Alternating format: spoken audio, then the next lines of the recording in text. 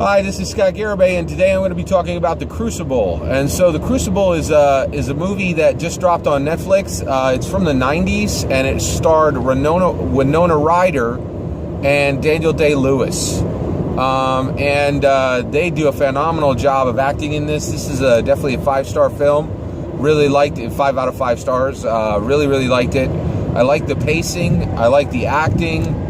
One of the things is, like, this is a movie told, about the Salem witch trials, and you're just dealing with, a really cold area in Maine, or up in the northeast of the United States, hundreds of years ago, back near in the colonial days.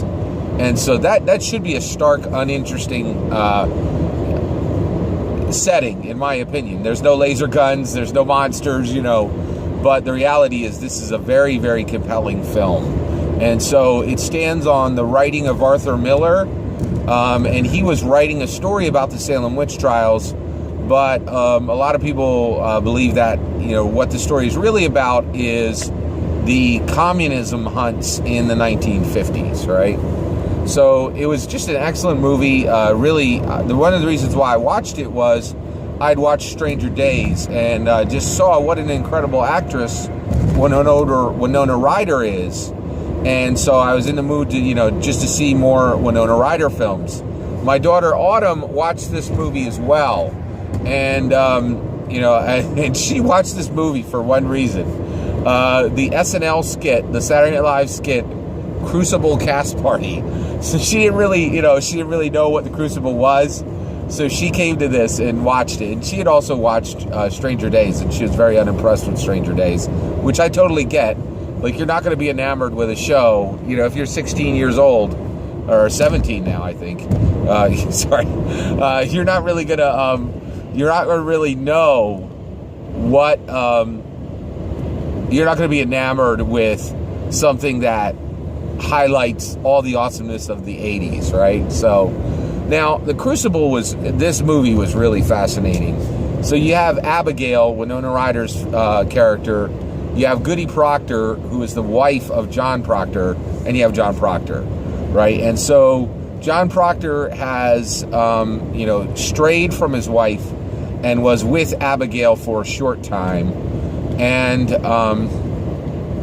Abigail is so upset by this, this one dalliance, which is now over, and John Proctor's returned to his wife and trying to be a good husband to his wife, that she goes and she invokes witchcraft. She tries to have a slave do witchcraft for her to kill John Proctor's wife through witchcraft. So she is absolutely dealing in witchcraft, right? In the beginning of the movie, they show this, right?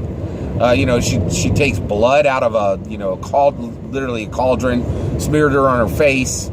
They're dancing in the woods naked, like, she's a witch, right? Which, it was really interesting. Like, I'm often just fascinated by films like this. So there was, the movie was about this situation where they're saying they accused all these people of being witches who weren't witches. And so, I think within some circles, people look at the Salem witch trials and say, hey, look at what they did. They killed all these people and they were innocent, right? And that happened. There's no two ways about it. I think they killed innocent people, accusing them of witchcraft that did not do witchcraft. But one of the things that was fascinating about this film was, at the beginning of the film, Abigail is shown to the audience to be a witch, to be engaged in witchcraft with another witch. And around them are girls who are dancing, and they're on the fringes of it, right? So there's a question on whether they're committing witchcraft. They're there for the show. They're there for the scenery, right? But, Abigail, that's not the case. She's engaged in witchcraft. She is a witch, right?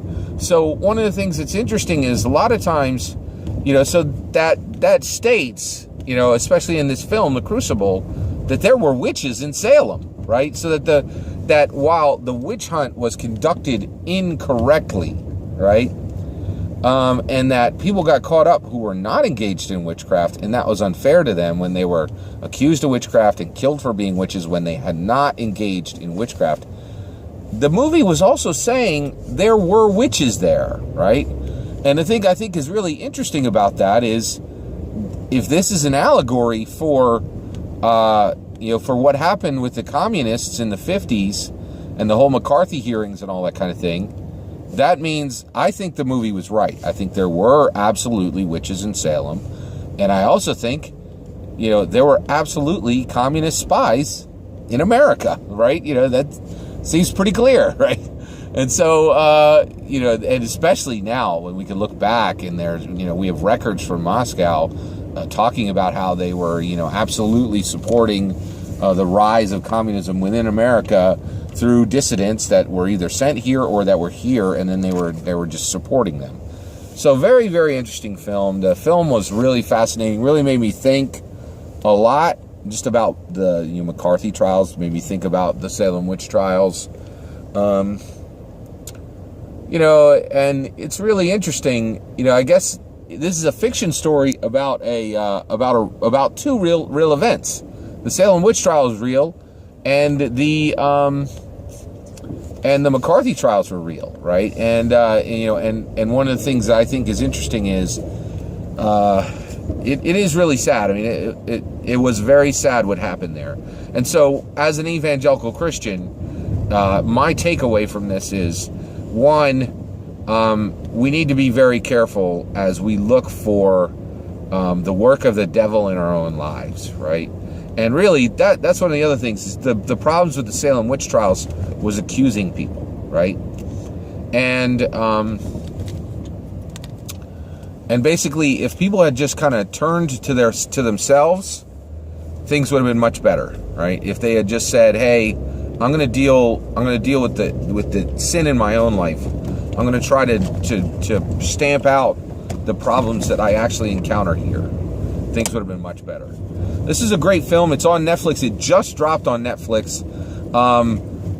Winona Ryder is an incredibly talented actor, and this is totally worth watching. So if you get a chance, go ahead and check out The Crucible.